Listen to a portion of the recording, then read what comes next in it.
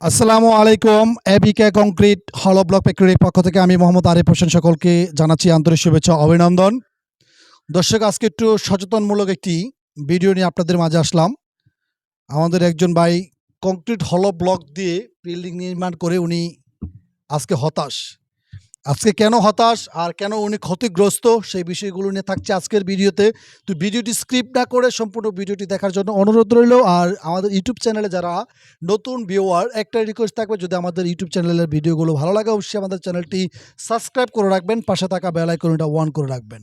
দর্শক, আজকে আমি যে স্থানটিতে দাঁড়িয়ে আছি সেই জায়গাটা, আর এটা আরও ১ বছর আগে এই বিল্ডিংটার নির্মাণ কাজ শুরু হয়েছিল।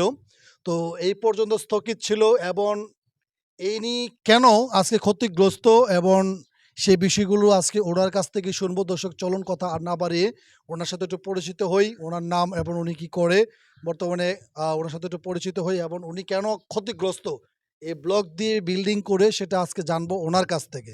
তো দর্শক, চলুন ওনার সাথে কয়েকটি পরিচয় নিই। আসসালামু আলাইকুম। ওয়ালাইকুম আসসালাম ওয়া রাহমাতুল্লাহি ওয়া বারাকাতুহু। ভালো আছেন? জি, আলহামদুলিল্লাহ ভালো আছি। যে আমি যে একটা বিষয় কিন্তু আপনার কাছ থেকে জানতে পারলাম গতকালকে, যে আপনি ব্লগ নিয়ে কাজ করে আপনি অনেকটা ক্ষতিগ্রস্ত বা আপনি একটু টেনশন ফেলে আছেন।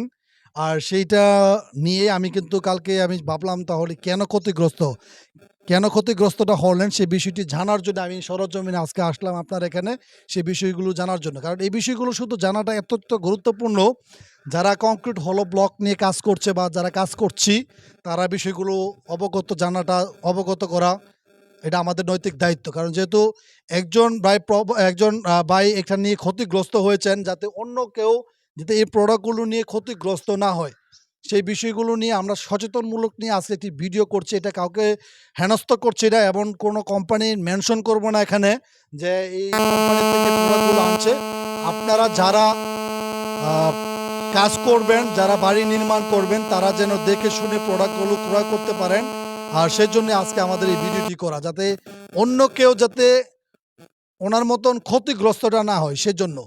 তো আপনার পরিচয়টি দিয়ে একটু বলবেন যে আপনার কেন ক্ষতিগ্রস্তটা হলেন? আমার নাম মোহাম্মদ জসিমউদ্দিন, বাড়ি খিরাটি, কাপাসিয়া, গাজীপুর।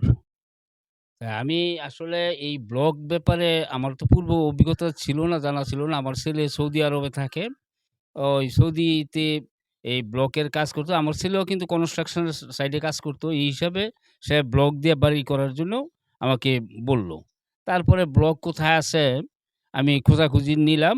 তা আমাদের এই পার্শ্ববর্তী এলাকা, ওইখানে একটা ব্লকের সন্ধান পাইছি। তো ওইখানে গেছি। গিয়া ওইখান থেকে ব্লক করলাম, নিয়ে আসলাম। এবং অ্যাডভান্স করে আসলাম।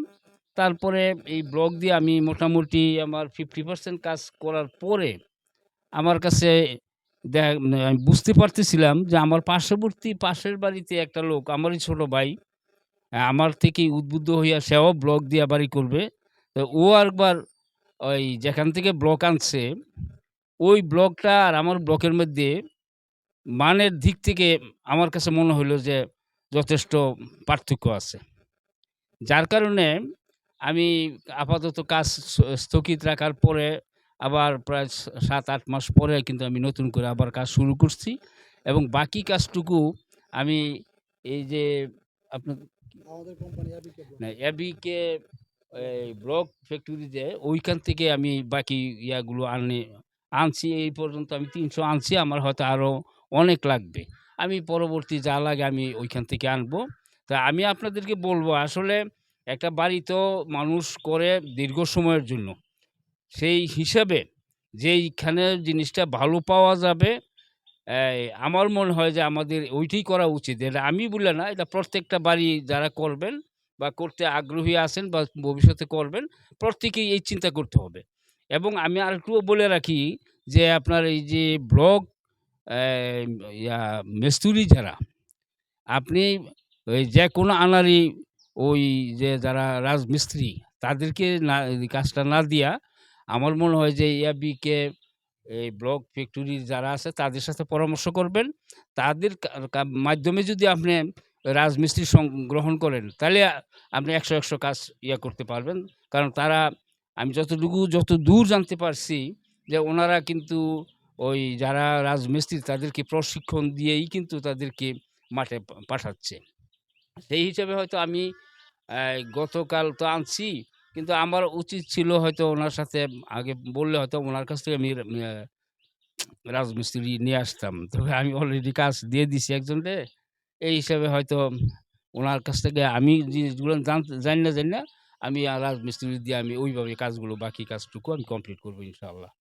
তা আমি আপনাদেরকে এটাই বলব যে আসলে এই ব্লকের ব্যাপারে আপনারা ফিনিশিং বড় জিনিস না। ফিনিশিং এ দেখবেন যে কোনটার মধ্যে বালির পরিমাণ বেশি থাকলে কিন্তু এটা আপনার এই খুব দুর্বল। আমি যেটা বুঝলাম। কিন্তু যেটার মধ্যে কংক্রিট এবং সিলেকশন বেশি আছে এবং দেখতেই আপনি বুঝতে পারবেন। আপনি হাতে ধরলেই বুঝতে পারবেন কোনটা কি রকমের। যেটা একদম ফিনিশিং আমার মনে হয় যে ওইটা দিয়া বালুর পরিমাণ যেটা বেশি এটা দিয়ে আপনারা কাজ না করে যেটা এই যে কংক্রিট এবং ওই সিলেকশন দিয়া যেইটার পরিমাণ মা মা ইয়াটা ব্লকটা হয়, ওই ব্লক দিয়ে আপনারা বাড়ি করেন। সবাই আমি মনে করি যে এটা ভবিষ্যতে এই ব্লকের দিন, দিন এটার গুরুত্ব পাচ্ছে। মানুষ কিন্তু ব্লকের দিকে আগায় যাচ্ছে এবং ব্লকের যেই বাড়ি করার যে যতটুকু আমি শুনছি এবং আমার প্র্যাকটিক্যাল তো হয়তো আমি কাজ কমপ্লিট করলে বুঝতে পারবো। সেটা হলো ব্লকের ঘরে তুলনামূলকভাবে কিন্তু আপনার ইট বালির ঘরের পাথরের ঘরে কিন্তু যেই গরমটা লাগে, এই ব্লকের দিয়া বাড়ি করলে কিন্তু আপনার এই গরমটা আপনার লাগবে না। অর্থাৎ বাইরের গরম বাইরেই থাকবে, ভিতরের গরম ভিতরে কিন্তু তাপটা আর ভিতরে আসবে না। কারণ এটার মাঝখানে যে একটা পার্টিশন আছে ব্লকের মধ্যে, এই পার্টিশনের কারণে কিন্তু আপনার বাইরের তাপটা কিন্তু ওই পর্যন্ত আসে। কিন্তু ভিতরের আর এই তাপটা না আসার কারণেই কিন্তু মূলত ভিতরে কিন্তু অনেক ঠান্ডা থাকে। এটা আমি ইতিমধ্যে অনুভব করতেছি। তবে আপনাদেরকে বলব আসলে ইটের বাড়ি না করে এখন ব্লকেই আমাদের করা উচিত। তো আমি আপনাদেরকে অনুরোধ করব আপনারা একটু যাচাই-বাছাই করে এই ব্লক কিনার ক্ষেত্রেও আপনারা যাতে ক্ষতিগ্রস্ত না হন, সেই ক্ষেত্রে আপনারা এই অ্যাবিকে তাদের সাথে যোগাযোগ করেন এবং তাদের কাছ থেকে সংগ্রহ করেন এবং তারপরেও আপনারা যাচাই করতে পারেন। আমার কথাই আপনারা সবকিছু করবেন এমনটা না, আমি একটা কথা বলব যে এবিকে ব্লক ফ্যাক্টরি থেকে প্রোডাক্ট নিতে হবে এমন কোনো কথা নাই। আপনারা যেখান থেকে আপনার ভালো লাগে, আপনার যেই প্রোডাক্টটা আপনার কাছে ভালো মনে হবে, আমি অনুরোধ করব সেই জায়গা থেকে প্রোডাক্টটা নেন। কারণ ভালো-মন্দ বোঝার মতন আপনারা যারা ভাড়ি করবেন, আপনারা নিজেরা ভালো-মন্দটা বুঝেন। আপনারা বুঝে শুনে ভালো একটি কোম্পানি থেকে ভালো প্রোডাক্ট নেন। আমি বলব না যে আমার product is best, all the best.